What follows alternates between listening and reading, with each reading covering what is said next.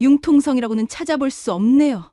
이런 식으로 일하면 사람들이 얼마나 불편해하는지 아세요? 신참 주제에 참 고지식하다니까. 신참 여군이 규정을 지켰다는 이유로 문제아가 되었다면 과연 잘못된 것은 무엇일까요? 오늘의 이야기 시작합니다. 그 전에 잠깐 구독과 좋아요 눌러주시면 복 받으실 거예요. 새벽 5시 강원도의 차가운 공기가 볼을 스치며 지나갑니다. 관사 초소 앞에 서 있는 제 모습이 아직도 어색하게 느껴져요.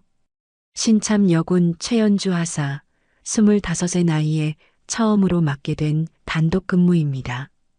제복 위에 달린 계급장이 아직 낯설기만 하지만 자세만큼은 절대 흐트러뜨리지 않으려 합니다. 아무도 모르죠. 제 아버지가 상급 부대의 최명우 군단장이라는 사실을요. 어린 시절부터 아버지의 엄격한 교육을 받으며 자랐지만 군에 입대할 때는 그 누구에게도 이 사실을 말하지 않았습니다. 저는 혈연이 아닌 오직 실력과 원칙으로 인정받고 싶었거든요. 초소 근무는 생각보다 책임감이 무거웠습니다. 부대 가족들과 간부들이 수시로 드나드는 이곳에서 저는 모든 출입자의 신분을 확인해야 했어요. 규정집을 여러 번 읽어보며 암기했던 내용들이 머릿속에서 맴돕니다. 모든 출입자는 신분증을 제시해야 하며 예외는 없다. 단순해 보이지만 지키기 어려운 원칙이었죠. 첫 근무 시간 동안 여러 사람들이 지나갔습니다. 대부분은 친절하게 신분증을 보여주셨지만 일부는 귀찮다는 표정을 감추지 않았어요. 특히 간부 가족들 중 몇 분은 제게 냉소적인 시선을 보내며 지나갔습니다. 그럴 때마다 가슴이 조금씩 무거워졌지만 저는 흔들리지 않으려 노력했어요. 이것이 제가 선택한 길이고 제대로 해내고 싶었거든요. 해가 떠오르면서 초소 주변이 점차 밝아졌습니다. 새로운 하루가 시작되었고 저 역시 군인으로서의 새로운 하루를 맞이했습니다. 아직은 모든 것이 낯설고 어려웠지만 언젠가는 당당하게 서 있을 수 있을 거라 믿었어요. 그때는 몰랐습니다. 앞으로 제가 마주하게 될 시련들이 얼마나 클지를요. 관사초소는 부대에서 가장 민감한 근무지 중 하나였습니다. 간부들의 가족과 방문객들이 수시로 드나들기 때문에 한순간도 긴장을 늦출 수 없었어요. 며칠이 지나면서 저는 규정에 따라 모든 출입자에게 신분증 확인을 요구했습니다. 대부분은 이해해 주셨지만 몇몇 분들은 불쾌감을 드러내셨죠. 특히 중령 부인 윤혜란 씨가 그랬습니다. 처음 마주쳤을 때부터 그분의 시선에는 차가운 기운이 담겨 있었어요. 신참이 참 원칙적이네요. 라며 비꼬는 듯한 말투로 지나가셨습니다. 그 순간 제 가슴 속에서 무언가 얼어붙는 느낌이 들었어요. 윤혜란 씨는 그 후로도 초소를 지날 때마다 저에게 노골적인 적대감을 보였습니다. 신분증을 보여달라고 하면 한숨을 크게 쉬며 짜증스러운 표정을 지었고 때로는 이런 것까지 확인해야 하나요? 라며 반문하기도 했어요. 저는 그럴 때마다 정중하게 죄송합니다. 규정상 모든 분들께 확인을 요청드리고 있습니다라고 답했지만 그분의 표정은 점점 더 차가워져만 갔습니다. 다른 간부 가족들도 조금씩 변화하기 시작했어요. 처음에는 친절하게 대해주셨던 분들도 윤혜란 씨의 영향인지 저를 대하는 태도가 조금씩 경직되어 갔습니다. 초소 앞을 지날 때 서로 수군거리는 소리가 들리기도 했고 저를 보는 시선들이 점점 불편해졌어요. 저는 매일 밤 생각했습니다. 내가 뭔가 잘못하고 있는 걸까? 하지만 규정집을 다시 읽어봐도 제가 하고 있는 일은 맞았어요. 모든 출입자의 신분을 확인하는 것, 이것은 초소 근무자의 기본 의무였습니다. 그런데 왜 이렇게 어려운 걸까요? 원칙을 지키는 것이 왜 이렇게 외로운 일이 되어버린 걸까요? 갈등의 씨앗은 이미 뿌려져 있었고 저도 모르는 사이에 조금씩 자라나고 있었습니다. 며칠 뒤 저는 부대 PX 근무를 맡게 되었습니다. 초소 근무와는 다른 종류의 긴장감이 있었어요. 장병들과 가족들이 생필품을 구매하러 오는 곳이라 사람들과의 접촉이 더 많았거든요. 그날도 평범한 오후였는데 익숙한 얼굴이 PX 문을 열고 들어왔습니다. 윤혜란 씨였어요. 그분은 큰 카트를 끌고 와서 다양한 생필품들을 담기 시작했습니다. 세제, 화장지, 과자, 음료수까지 상당한 양이었죠. 계산대 앞에 서서 물건들을 정리하는 그분의 모습을 보며 저는 괜히 긴장이 되었습니다. 계산을 마치고 나서 윤혜란 씨가 말했어요. 영수증을 좀 나눠서 끊어주세요. 5장 정도로요. 저는 잠시 당황했습니다. PX 이용 규정에 따르면 한 번의 구매에 대해서는 하나의 영수증만 발행할 수 있었거든요. 여러 장으로 나누어 발행하는 것은 명백한 규정 위반이었어요. 죄송합니다. 규정상 영수증은 하나로만 발행이 가능합니다. 저는 최대한 정중하게 말씀드렸어요. 하지만 윤혜란 씨의 표정이 순간 굳어졌습니다. 뭐라고요? 이런 사소한 것까지 규정이라고 하는 거예요? 목소리에 분노가 섞여 있었어요. 정말 죄송하지만 저희는 규정을 따라야 합니다. 저는 다시 한번 정중히 설명드렸지만 윤혜란 씨는 점점 더 화를 내기 시작했어요. 참, 융통성이라고는 찾아볼 수 없네요. 이런 식으로 일하면 사람들이 얼마나 불편해하는지 아세요? 주변에 있던 다른 고객들이 저희를 쳐다보기 시작했습니다.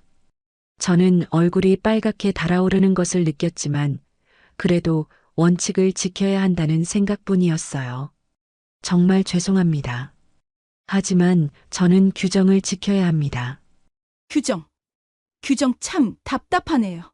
윤혜란 씨는 영수증을 거칠게 받아들고는 큰 소리로 중얼거리며 나가셨습니다. 신참 주제에 참 고지식하다니까. 그 말이 PX 안에 울려 퍼졌고 저는 그 자리에 서서 어찌할 바를 몰랐어요. 사건은 이미 퍼지기 시작했고 저에 대한 좋지 않은 소문들이 부대 안에서 돌기 시작했습니다. PX 사건이 있은 지 사흘 후 저는 부대장실로 호출되었습니다. 복도를 걸어가는 동안 가슴이 두근거렸어요. 부대장실 문 앞에서 잠시 심호흡을 하고 노크를 했습니다. 들어오세요. 정재혁 대령의 목소리가 들려왔어요. 부대장실에 들어서자마자 느껴지는 무거운 분위기에 저는 더욱 긴장했습니다. 정재혁 대령은 책상에 앉아 서류를 보고 계셨는데 제가 들어가도 한동안 고개를 들지 않으셨어요. 그 침묵이 참으로 길게 느껴졌습니다. 최연주 하사. 드디어 대령님이 입을 여셨어요. 앉아보세요. 저는 의자에 앉으며 등을 곧게 펴고 대령님을 바라봤습니다. 최근에 PX에서 있었던 일에 대해서 얘기해 보죠. 예, 대령님. 저는 목소리가 떨리지 않도록 조심스럽게 대답했어요. 대령님은 저를 한참 동안 쳐다보시더니 한숨을 크게 쉬셨습니다. 하사, 군대에서는 규정도 중요하지만 상황에 맞는 융통성도 필요한 거 알고 있나요? 죄송합니다. 하지만 저는 규정에 따라 행동했습니다. 제가 말씀드리자 대령님의 표정이 더욱 굳어졌어요. 그래요. 규정대로 했죠. 하지만 그 과정에서 얼마나 많은 사람들이 불쾌해했는지는 생각해 봤나요? 저는 할 말을 잃었습니다. 규정을 지켰는데 왜 제가 혼나야 하는지 이해할 수 없었어요. 간부 가족들과의 관계도 중요합니다. 특히 중령 부인 같은 분들에게는 좀 더 세심한 배려가 필요한 거 아닙니까? 하지만 대령님, 모든 이용자에게 동일한 기준을 적용하는 것이 공정하지 않을까요? 저는 용기를 내어 제 생각을 말씀드렸어요. 하지만 대령님의 표정은 더욱 차가워졌습니다. 최연주 하사, 당신은 아직 군대가 어떤 곳인지 잘 모르는 것 같군요. 대령님의 목소리에 실망감이 묻어났어요. 이번 일에 대해서 경위서를 작성해서 제출하세요. 앞으로는 좀 더 상황을 고려해서 행동하기 바랍니다. 경위서 작성 지시를 받고 부대장실을 나오는 길, 저는 처음으로 생각했습니다. 규정을 지키는 게 이렇게 잘못된 일일까? 복도를 걸으며 억울함이 밀려왔어요. 제가 뭘 잘못했다는 건지 도무지 이해할 수 없었습니다. 계급의 권위 앞에서 더 이상 반박할 수 없었지만 마음속 깊은 곳에서는 뭔가 잘못되었다는 생각이 계속 맴돌았어요. 경위서를 작성하며 며칠을 보낸 후 저는 동료 여군인 장하은 중사를 찾아갔습니다. 하은 중사는 저보다 2계급이 높고 부대 생활 경험도 많은 선배였어요. 그분이라면 제 상황을 이해해 주실 거라는 생각이 들었거든요. 중사님, 상담 좀 해주실 수 있을까요? 저는 조심스럽게 말을 꺼냈어요. 하은 중사는 친근한 미소를 지으며 물론이죠. 무슨 일인데요? 라고 물어보셨습니다. 저는 처음부터 차근차근 상황을 설명드렸어요.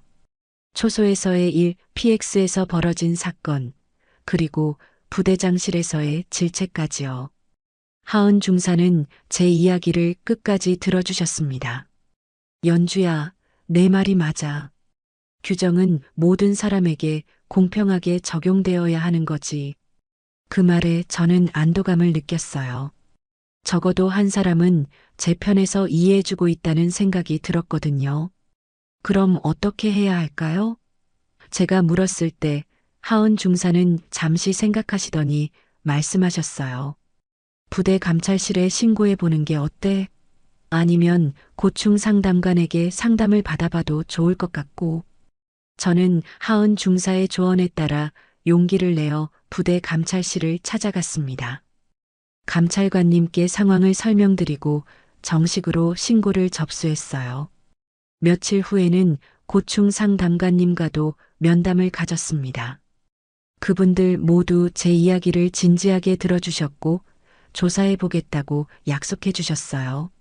하지만 기대와 달리 결과는 실망스러웠습니다. 며칠이 지나도 별다른 조치는 없었고 오히려 부대 내에서 저를 바라보는 시선들이 더욱 차가워졌어요. 고자질쟁이, 눈치 없는 신참이라는 수군거림이 제 귀에까지 들려왔습니다. 동료들과 식사를 할 때도 분위기가 어색해졌어요. 예전에는 자연스럽게 어울렸던 사람들도 저와는 거리를 두기 시작했습니다. 복도에서 마주쳐도 인사만 간단히 하고 지나가는 경우가 많아졌죠. 밤에 홀로 누워있을 때마다 고민이 깊어졌습니다. 내가 정말 잘못 생각하고 있는 건 아닐까? 하지만 아무리 생각해봐도 제가 한 일은 옳았어요. 규정을 지키고 공정하게 업무를 처리한 것뿐인데 왜 이렇게 힘든 상황이 된 걸까요? 고민 끝에 저는 더 큰 결심을 했습니다. 부대 차원에서 해결되지 않는다면 상위 기관에 직접 호소해야겠다고 생각했어요. 군단 감찰실에 정식으로 고발하기로 마음먹었습니다. 혼자서는 힘들겠지만 옳은 일이라면 끝까지 해봐야겠다는 생각이 들었어요. 군단 감찰실에 고발하기로 결심했지만 혼자서는 한계가 있다는 생각이 들었습니다. 무엇보다 당시 상황을 목격한 증인이 필요했어요. PX 사건 당시에 현장에 있었던 고예진 중사가 떠올랐습니다. 예진 중사는 평소에도 원칙적이고 정의감이 강한 분이었거든요. 예진 중사를 찾아가는 길에 가슴이 두근거렸습니다. 과연 저를 도와주실까 하는 걱정과 함께 혹시나 거절당할까봐 두려웠어요. 예진 중사는 부대 급식소 근처에서 업무를 보고 계셨는데 저를 보자 반갑게 인사해 주셨어요.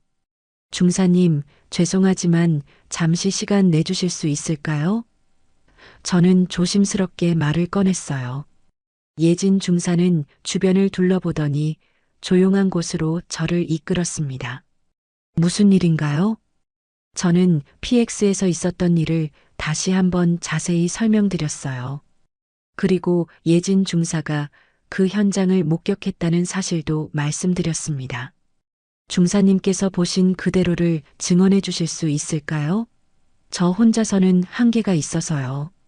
예진 중사는 한참 동안 고민하셨어요. 표정에서 갈등하고 계신다는 것이 느껴졌습니다. 연주야, 사실 그날 상황을 다 봤어. 윤혜란 씨가 너무 심하게 말씀하시는 걸 보고 안타까웠지. 그 말에 저는 희망을 느꼈어요. 하지만 이런 일에 개입하는 게 좋을까 싶어서 예진 중사의 목소리에는 걱정이 묻어났어요. 나도 여기서 계속 근무해야 하는데 괜히 문제에 휘말리면 어떡하지? 저는 예진 중사의 걱정을 이해했습니다. 하지만 포기할 수는 없었어요. 중사님, 저는 정말 규정대로만 했어요. 만약 이런 일이 묻힌다면 앞으로도 계속 반복될 거예요. 다른 후배들도 똑같은 일을 겪게 될 수도 있고요. 예진 중사는 제 말을 듣고 깊은 한숨을 쉬셨어요. 연주야, 내 말이 맞아. 그날 윤혜란 씨가 너에게 한 말들은 정말 과했어. 영수증을 나눠달라는 요구도 명백한 규정 위반이었고, 잠시 침묵이 흘렀습니다. 예진 중사는 멀리 하늘을 바라보시더니 천천히 고개를 끄덕이셨어요. 알겠어. 도와줄게. 사실을 그대로 증언하겠어. 그 순간 저는 눈물이 날 뻔했어요. 혼자가 아니라는 생각에 마음이 따뜻해졌습니다. 정말 감사합니다, 중사님. 제가 고개를 숙여 인사드리자 예진 중사는 제 어깨를 토닥여 주셨어요. 우리가 함께 해야 할 일이야. 옳은 일이라면 용기를 내야지. 이제 둘이서 군단 감찰실에 정식 신고서를 작성하기 시작했습니다. 사건의 경위를 상세히 기록하고 증거가 될 수 있는 자료들도 정리했어요.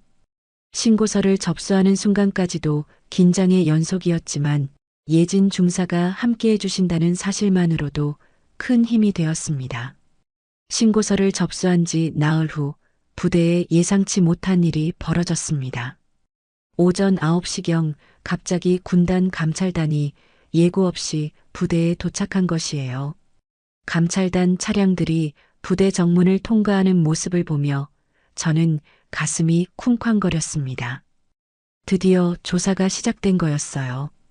감찰단은 곧바로 초소와 PX에 설치된 CCTV 영상 자료를 확보했습니다. 그리고 관련자들을 하나씩 불러 조사를 시작했어요. 저도 오후에 감찰관님께 상세한 진술을 했고 예진 중사 역시 목격자로서 증언했습니다. 부대 분위기는 순식간에 경직되었어요. 평소보다 조용해진 복도에서는 수군거리는 소리만 들렸습니다. 감찰단이 왜 왔을까? 무슨 일이 생긴 거야? 하는 궁금증 섞인 대화들이 여기저기서 들려왔어요. 이틀 후 감찰관님이 저를 다시 불렀습니다. 최연주 하사 CCTV 영상을 확인해 봤는데 당신이 진술한 내용과 일치합니다. 감찰관님의 말에 저는 안도의 한숨을 쉬었어요. 영상에서 윤혜란 씨의 모욕적인 발언과 영수증 분할 요구가 그대로 기록되어 있더군요. 영상 속에는 윤혜란 씨가 저에게 신참 주제에 참 고지식하다며 큰 소리로 말하는 장면이 선명하게 담겨 있었어요. 또한 영수증을 여러 장으로 나누어 달라고 요구하면서 제가 거절하자 화를 내는 모습도 고스란히 기록되어 있었습니다. 감찰단은 윤혜란 씨는 물론 정재혁 대령님까지 조사했습니다. 부대장이 규정을 준수한 부하에게 부당한 질책을 가했다는 것도 문제가 되었거든요. 며칠간의 조사 결과 사건의 흐름이 완전히 뒤바뀌었어요. 조사 결과가 발표되던 날 저는 떨리는 마음으로 결과를 기다렸습니다. 감찰관님은 부대 주요 간부들이 모인 자리에서 조사 결과를 발표했어요. 최연주 하사의 업무 처리는 규정에 완전히 부합하며 오히려 모범적인 사례로 평가됩니다. 윤혜란 씨는 부당한 특혜를 요구하고 군인을 모욕한 것에 대해 부대 출입 금지 조치를 받았어요. 정재혁 대령님은 부하의 올바른 업무 수행을 제대로 평가하지 못하고 부당한 질책을 가한 것에 대해 감찰, 경고와 함께 인사상 불이익을 받으셨습니다. 부대 안의 분위기도 서서히 바뀌기 시작했어요. 처음에는 저를 고자질쟁이라고 부르던 사람들도 이제는 다른 시선으로 바라보기 시작했습니다. 예진 중사는 저에게 연주야, 정말 잘했어. 내가 용기를 내지 않았다면 이런 일들이 계속 반복되었을 거야 라고 말해주셨어요. 비로소 제가 한 일이 옳았다는 확신을 가질 수 있었습니다. 조사 결과가 발표되고 일주일 후 뜻밖의 연락을 받았습니다. 아버지 최명우 군단장께서 저녁 식사를 함께 하자고 하신 거예요. 평소에도 공사를 구분하시던 아버지께서 먼저 연락을 주신 것은 처음이었어요. 가슴이 두근거리면서도 한편으로는 걱정이 되었습니다. 부대 밖 조용한 식당에서 아버지와 마주 앉았습니다. 군복이 아닌 사복 차림의 아버지는 평소보다 편안해 보이셨어요. 하지만 저는 여전히 긴장된 상태였습니다. 음식을 주문하고 나서도 한동안 어색한 침묵이 흘렀어요. 연주야. 아버지께서 먼저 입을 여셨습니다. 이번 일에 대해서 들었다. 저는 고개를 숙이고 아버지의 말씀을 기다렸어요. 처음에는 걱정이 많았어. 혹시 내가 내 딸이라는 이유로 누군가 특별히 신경 쓰는 건 아닌지, 아니면 반대로 더 어려움을 겪는 건 아닌지. 아버지의 목소리에는 평소에 듣기 힘든 따뜻함이 묻어났어요. 하지만 감찰 결과를 보니 내 걱정이 기우였더구나. 너는 정말 당당하게 해냈어. 그 말을 들으니 가슴 깊은 곳에서 뭔가 뜨거운 것이 올라왔습니다. 아버지, 사실 많이 힘들었어요. 저는 처음으로 솔직한 마음을 털어놓았어요. 규정을 지키는 게 맞는 일인지 계속 의심하게 되더라고요. 모든 사람들이 저를 문제아 취급할 때는 정말 무너질 것 같았어요. 아버지는 제 말을 끝까지 들어주셨습니다. 연주야, 군대에서 가장 어려운 일 중 하나가 바로 그거야. 옳은 일을 하면서도 외로움을 견뎌내는 것. 때로는 모든 사람이 등을 돌리는 것 같아도 원칙을 지켜나가는 것 말이지. 나는 내가 내 딸이란 이유로 특별한 대우를 받는 걸 두려워했지만 내가 보여준 건 특별한 용기였더구나. 아버지의 눈에 자랑스러운 빛이 스쳤어요. 내가 보여준 원칙과 신념, 그리고 끝까지 포기하지 않는 용기가 정말 대단했어. 저는 눈물이 나려는 것을 참으며 말했어요. 아버지, 이제 저 자신을 믿을 수 있을 것 같아요. 처음에는 아버지의 딸이 아닌 최연주로 인정받고 싶었는데, 이제는 아버지의 딸인 것도 자랑스러워요. 아버지는 빙그레 웃으시며 제 손을 잡아주셨어요. 연주야, 너는 이미 훌륭한 군인이 되었어. 계급장이나 경력이 사람을 만드는 게 아니라 바로 내가 보여준 그런 신념과 용기가 진짜 군인을 만드는 거야. 그날 밤 부대로 돌아오는 길에 별이 유난히 밝게 빛나고 있었습니다. 이제 저는 확신할 수 있었어요. 앞으로도 어려운 일들이 있겠지만 원칙과 신념을 지켜나갈 수 있을 거라고요. 최연주라는 이름으로, 그리고 한 명의 당당한 군인으로 말이죠. 오늘도 귀한 시간 내어 끝까지 시청해주신 구독자 여러분 진심으로 감사드립니다. 오늘의 이야기가 마음을 울렸다면 구독과 좋아요, 댓글 부탁드립니다. 이하진이 뭐 하나 제대로 하는 게 없어서 면회 오신 거예요? 참, 요즘 부모들은 자식 걱정이 많으시네요. 민간인 복장으로 면회 온 여성이 알고 보니 부대 최고 지휘관이었다. 그 순간 위병소에서 무슨 일이? 오늘의 이야기 시작합니다. 그 전에 잠깐 구독과 좋아요 눌러주시면 복 받으실 거예요. 새벽 5시 반, 기상나팔 소리가 생활관을 가득 채웠습니다. 저는 딱딱한 침대에서 몸을 일으키며 깊은 한숨을 내쉬었어요. 입대한 지 한 달이 지났지만 여전히 이 모든 것이 꿈같이 느껴졌습니다. 아니, 꿈이라기보다는 악몽에 가까웠죠. 저는 서둘러 군복을 입으며 거울 속 제 모습을 바라봤어요. 짧게 깎인 머리, 여윈 얼굴, 그리고 어디서 본 듯한 눈빛. 어머니를 닮았다는 말을 자주 들었지만 지금은 그 사실마저 부담스러웠습니다. 특히 이곳에서는 더욱 그랬어요. 김유진 소장. 여성 최초의 야전사단장이라는 타이틀로 언론에 자주 오르내리는 어머니의 이름을 이곳에서 들을 때마다 제 가슴은 두근거렸습니다. 동시에 무거운 돌덩이 하나가 가슴을 짓눌렀죠. 아무도 모르는 비밀, 그 유명한 김유진 소장의 아들이 바로 저라는 사실 말이에요. 이등병 이하진, 뭐 하고 있어? 선임의 호통 소리에 저는 황급히 정신을 차렸습니다. 세면장으로 뛰어가며 마음속으로 되뇌었어요. 여기서는 그냥 이하진일 뿐이라고, 누구의 아들도 아닌 평범한 신병일 뿐이라고 말입니다. 하지만 현실은 그리 호락호락하지 않았어요.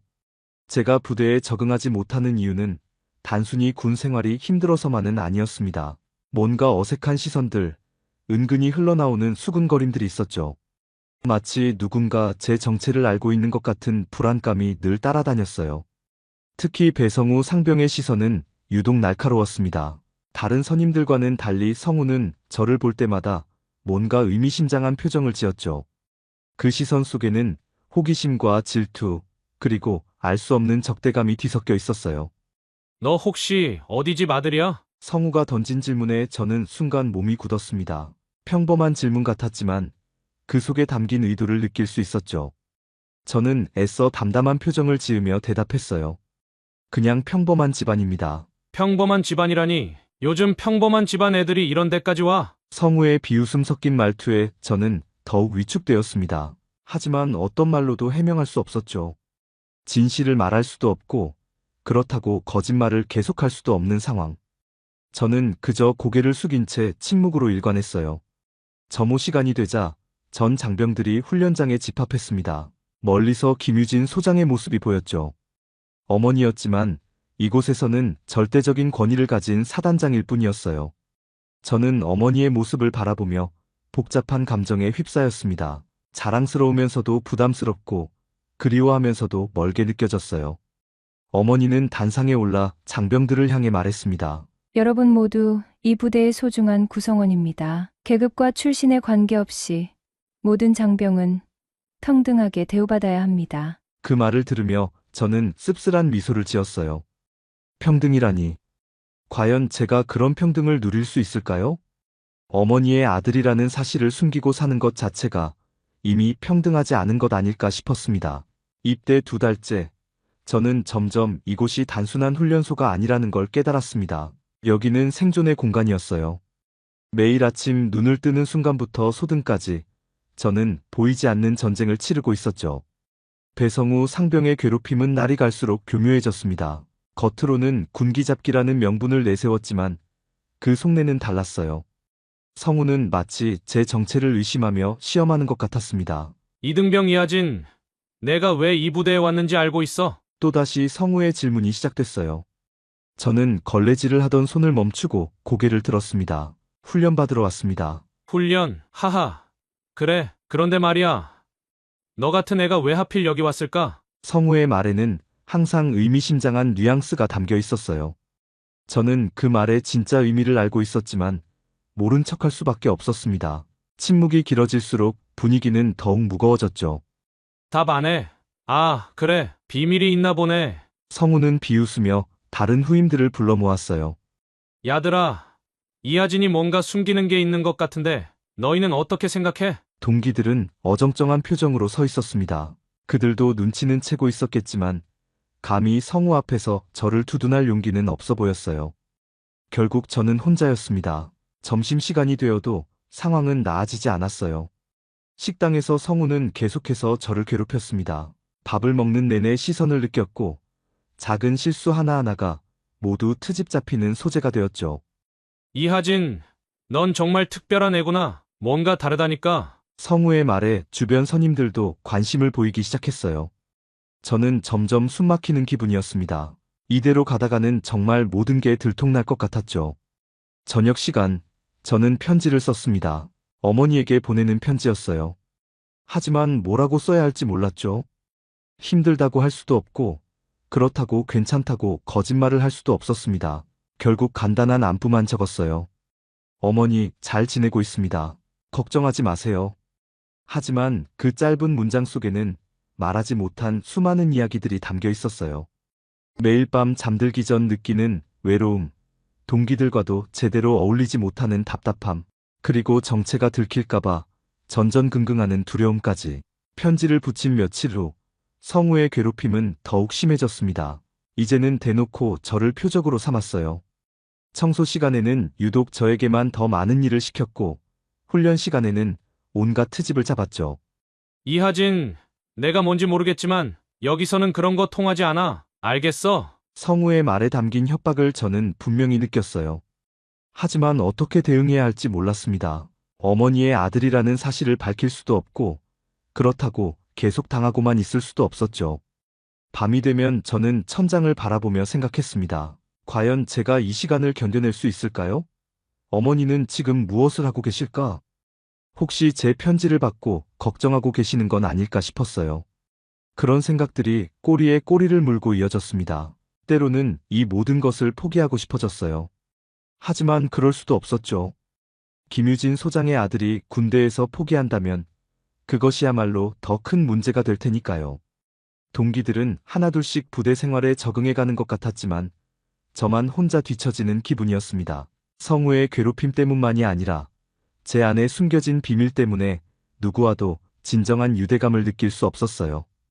토요일 오후 위병소 앞에 낯선 여성이 나타났습니다. 민간인 복장을 한 중년 여성이었는데 뭔가 익숙한 느낌이 들었어요. 저는 멀리서 그 모습을 지켜보며 가슴이 두근거리기 시작했습니다. 설마, 정말 설마일까요? 그때 배성우 상병이 위병소 당직을 서고 있었어요. 성우는 평소처럼 건방진 태도로 방문자를 맞이했습니다. 저는 숨을 죽이고 그 상황을 지켜봤죠. 누구를 찾으시나요? 성우의 목소리에는 평소의 오만함이 그대로 담겨 있었어요. 민간인이라고 해서 더욱 우쭐해하는 모습이었습니다. 이하진, 이등병을 만나러 왔습니다. 그 순간 제 심장이 멎는 줄 알았어요. 정말 어머니였습니다. 김유진 소장이 민간인 옷을 입고 저를 만나러 온 것이었죠. 하지만 저는 감히 다가갈 수 없었어요. 이곳에서 어머니와 만난다는 것은 곧 우리의 관계가 드러날 위험을 의미했습니다. 이하진요. 그 신병 말입니까? 성우는 비웃음을 머금고 말했어요. 면회는 정해진 시간에만 가능합니다. 그리고 신분증을 확인해야 하고요. 어머니는 차분하게 신분증을 내밀었습니다. 하지만 성우는 그것을 대충 훑어보더니 더욱 건방진 태도를 보였어요. 이하진이 뭐 하나 제대로 하는 게 없어서 면회 오신 거예요? 참, 요즘 부모들은 자식 걱정이 많으시네요. 제 주먹이 저절로 꽉 쥐어졌습니다. 성우가 어머니에게 그런 말투로 대하는 것을 보니 참을 수 없었어요. 하지만 나설 수도 없었죠. 자칫 잘못하면 모든 것이 들통날 수 있었습니다. 어머니는 성우의 무례한 말에도 침착함을 잃지 않았어요. 역시 군인다웠습니다. 하지만 저는 어머니의 표정에서 미묘한 변화를 감지할 수 있었죠. 평소보다 조금 더 차가워진 눈빛, 살짝 굳어진 입꼬리. 그냥 안부나 묻고 가려고 합니다. 안부요? 하하, 그래요. 그런데 이하진은 요즘 좀 이상해요. 뭔가 숨기는 게 있는 것 같다니까요. 성우의 말에 어머니의 표정이 더욱 굳어졌습니다. 저는 멀리서 그 모습을 보며 가슴이 조여왔어요. 어머니가 저 때문에 이런 모욕을 당하고 있다는 사실이 견딜 수 없었습니다. 무엇을 숨긴다는 말씀인가요? 어머니의 목소리가 조금 차가워졌어요. 하지만 성우는 그것을 눈치채지 못하고 계속 건방진 태도를 유지했습니다. 글쎄요, 뭔가 다른 애들과는 달라요. 마치 자기가 특별한 줄 아는 것 같다니까요. 부모가 뭘 하는지는 모르겠지만 여기서는 그런 거 통하지 않는다고 했거든요. 그 순간 저는 성우에게 달려가서 따지고 싶었습니다. 어떻게 감히 어머니에게 그런 말을 할 수 있단 말인가요? 하지만 발걸음이 떨어지지 않았어요. 한 발짝만 나서면 모든 것이 끝날 수도 있었습니다. 어머니는 잠시 침묵했어요. 그 침묵 속에서 저는 어머니의 마음을 읽을 수 있었습니다. 분노와 걱정, 그리고 안타까움이 뒤섞인 복잡한 감정들 말이죠. 하진이를 잠깐 볼 수 있을까요? 글쎄요. 지금은 훈련 시간이라. 성우가 말을 끝내기 전에 멀리서 당직 사관이 걸어오는 것이 보였습니다. 저는 순간 불안해졌어요. 혹시 어머니를 알아보는 것은 아닐까? 이 상황이 어떻게 흘러갈지 예측할 수 없었습니다. 어머니는 여전히 차분한 표정을 유지하고 있었지만 저는 그 속에 감춰진 어머니의 마음을 알 수 있었어요. 아들을 걱정하는 마음과 사단장으로서의 책임감 사이에서 갈등하는 모습이었습니다. 저는 그 모습을 보며 더욱 가슴이 아팠죠. 어머니도 힘들어하고 계시는데 저는 아무것도 해드릴 수 없다는 무력감이 밀려왔어요. 당직 사관이 가까이 다가오자 저는 더욱 긴장했습니다. 혹시 어머니를 알아보게 되면 어떻게 해야 할까요? 제 마음은 복잡했어요. 한편으로는 성우의 무례함이 드러나기를 바랐지만 다른 한편으로는 이 상황 자체가 끝나기를 원했습니다. 당직 사관이 위병소에 도착하자 성우는 여전히 건방진 태도로 상황을 설명했어요. 이분이 이하진을 만나러 오셨는데 면회 시간이 아니라서. 그때 당직 사관이 어머니를 자세히 보더니 갑자기 표정이 변했습니다. 저는 그 순간을 놓치지 않고 지켜봤어요. 당직 사관의 눈이 점점 커지는 것이 보였습니다. 잠깐, 혹시. 당직 사관은 어머니의 얼굴을 다시 한번 자세히 살펴봤어요. 그리고 갑자기 자세를 바로 하며 큰 소리로 외쳤습니다. 충성! 김유진 사단장님! 그 순간 위병소 앞이 정적에 휩싸였습니다. 성우의 얼굴은 순식간에 새하얗게 변했어요. 저 역시 몸이 굳어버렸습니다. 드디어 들통나고 말았구나 싶었죠. 성우는 당황한 채로 어머니를 바라봤습니다. 사단장님이라고요? 어머니는 차분하게 고개를 끄덕였어요. 네, 김유진입니다. 그 순간 성우의 다리가 후들거리는 것이 보였습니다.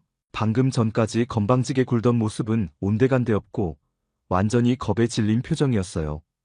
저는 멀리서 그 광경을 지켜보며 복잡한 감정에 휩싸였습니다.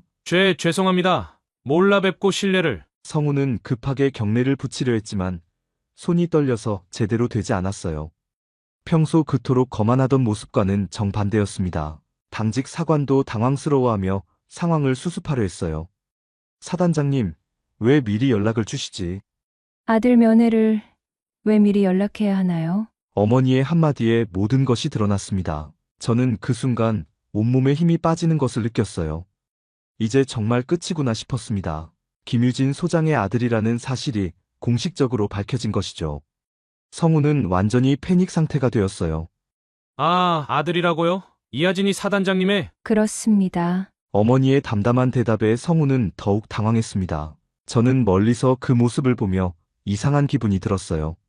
속 시원한 면도 있었지만 동시에 두려웠습니다. 이제 부대에서 제가 어떤 대우를 받게 될까요? 당직 사관이 급하게 말했어요. 사단장님, 정말 죄송합니다. 제대로 안내해드리지 못해서. 괜찮습니다. 다만 앞으로는 모든 면회객을 예의를 갖춰 대해주시기 바랍니다. 어머니의 말에는 따뜻함과 동시에 엄중함이 담겨 있었어요. 성우는 그 말을 들으며 더욱 작아졌습니다. 평소 저에게 했던 말들을 생각하면서 얼마나 후회하고 있을까요? 저는 이 모든 상황을 지켜보며 당혹스러웠습니다. 한편으로는 어머니가 저를 보호해 주신 것 같아 고마웠지만 다른 한편으로는 앞으로 부대 생활이 더욱 어려워질 것 같은 걱정이 들었어요. 이제 모든 사람들이 저를 사단장의 아들로 볼 테니까요. 어머니는 저를 찾는 듯한 시선으로 주위를 둘러봤습니다. 저는 숨어 있다가 조심스럽게 모습을 드러냈어요. 어머니와 눈이 마주치는 순간 말로 표현할 수 없는 복잡한 감정이 교차했습니다. 죄책감과 안도감, 그리고 두려움이 뒤섞인 채로 말이죠. 어머니와 제가 위병소 한쪽 모서리에서 마주 앉았을 때 침묵이 길게 흘렀습니다. 어머니는 민간인 옷을 입고 계셨지만 여전히 사단장의 위험이 느껴졌어요. 저는 어떤 말부터 해야 할지 몰라 손을 꼼지락거렸습니다. 힘들지? 어머니의 첫 마디는 예상외로 부드러웠어요. 하지만 저는 쉽게 대답할 수 없었습니다. 힘들다고 하면 어머니가 걱정하실 테고 괜찮다고 하면 거짓말이 되니까요. 괜찮습니다. 결국 저는 무난한 대답을 택했어요. 어머니는 제 거짓말을 금세 알아채셨겠지만 더 이상 묻지 않으셨습니다. 방금 전 상황을 봤어. 평소에도 그런 일이 있었나? 어머니의 목소리에 걱정이 묻어났어요. 저는 고개를 숙였습니다. 어떻게 대답해야 할까요? 성우의 괴롭힘을 털어놓으면 어머니가 개입하실 수도 있었어요. 하지만 그것은 제가 원하는 해결 방법이 아니었습니다. 가끔 있었습니다. 하지만 괜찮아요. 괜찮을 리가 없어. 어머니의 목소리가 조금 더 단호해졌어요. 네가 내 아들이라는 걸 모르고 저런 태도를 보였다는 건 다른 신병들에게도 그럴 수 있다는 뜻이야. 저는 어머니의 말씀이 맞다는 걸 알았어요. 하지만 동시에 복잡한 마음이 들었습니다. 이제 모든 게 달라질 테니까요. 어머니, 제가 부탁드릴 게 있습니다. 뭔가? 제가 어머니의 아들이라는 걸 다른 사람들에게 알리지 말아주세요. 어머니의 표정이 굳어졌어요. 무슨 소리야? 이미 당직 사관과 성우는 알게 됐지만 다른 사람들은 모르잖아요. 제발 비밀로 해주세요. 어머니는 잠시 저를 바라보셨습니다. 그 시선 속에는 이해할 수 없다는 표정이 담겨 있었어요. 하진아, 네가 내 아들이라는 게 부끄러운 일인가? 그런 게 아닙니다. 하지만 저는 말을 잇지 못했어요. 어떻게 설명해야 할까요? 어머니의 아들이라는 이유로 특별 대우를 받고 싶지 않다는 것을, 제 힘으로 이겨내고 싶다는 것을 어떻게 말씀드려야 할까요? 어머니는 깊은 한숨을 내쉬셨어요. 알겠어. 하지만 조건이 있어. 어떤 조건인가요? 내가 네 어머니라는 걸 절대 드러내지 마라. 여기서 만나더라도 모르는 척해. 그리고 힘든 일이 있어도 나에게 의지하려 하지 마. 어머니의 말씀은 예상보다 차가웠어요.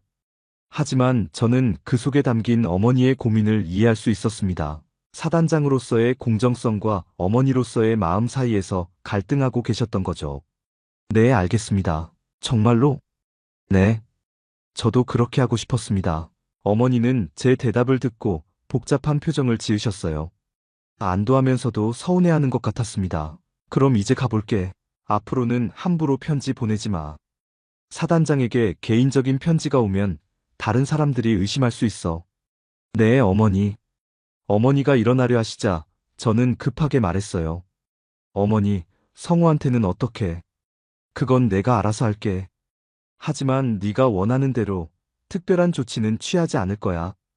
다만 앞으로는 함부로 굴지 못할 거야. 어머니가 떠나신 후 저는 혼자 남아 생각에 잠겼어요. 정말 이렇게 하는 게 맞을까요? 어머니와 거리를 두는 게 옳은 일일까요? 하지만 저는 제 힘으로 이 시간을 견뎌내고 싶었어요.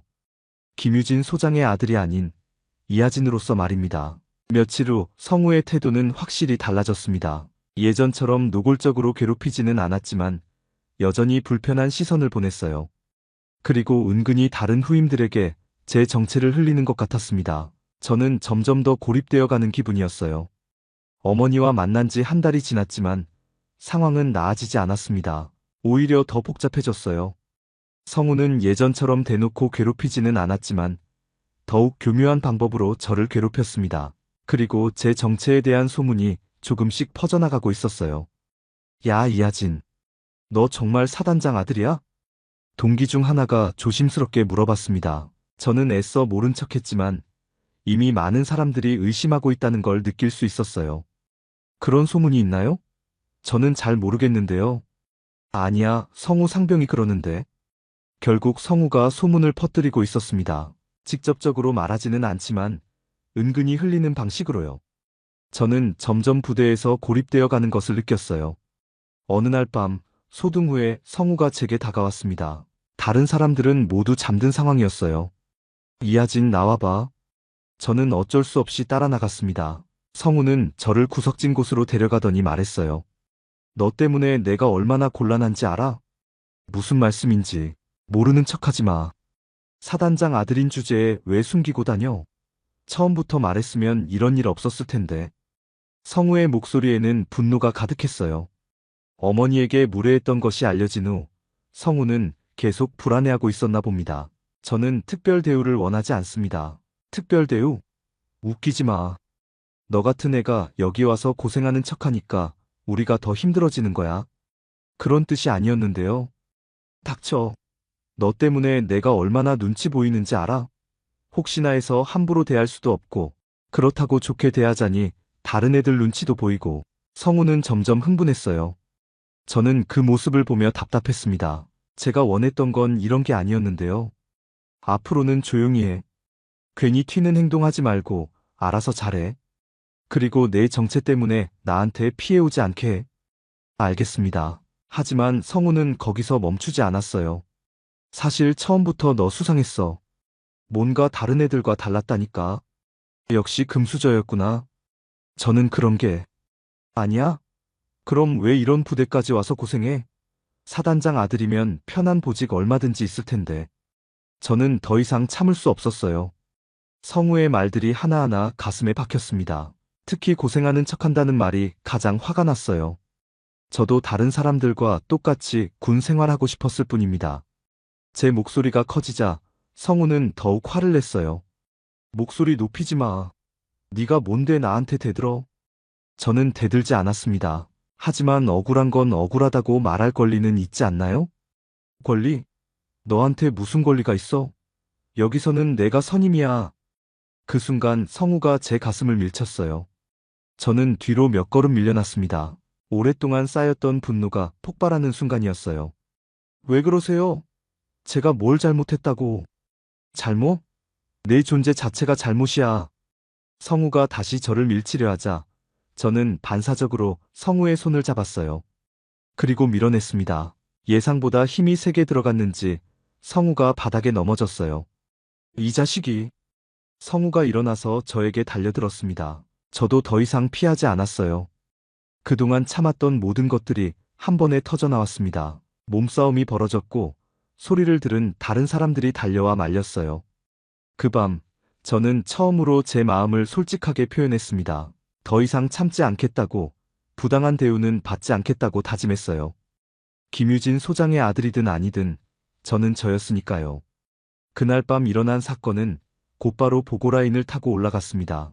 저와 성우가 몸싸움을 벌였다는 소식이 중대장을 거쳐 대대장에게, 그리고 결국 어머니에게까지 전해졌어요.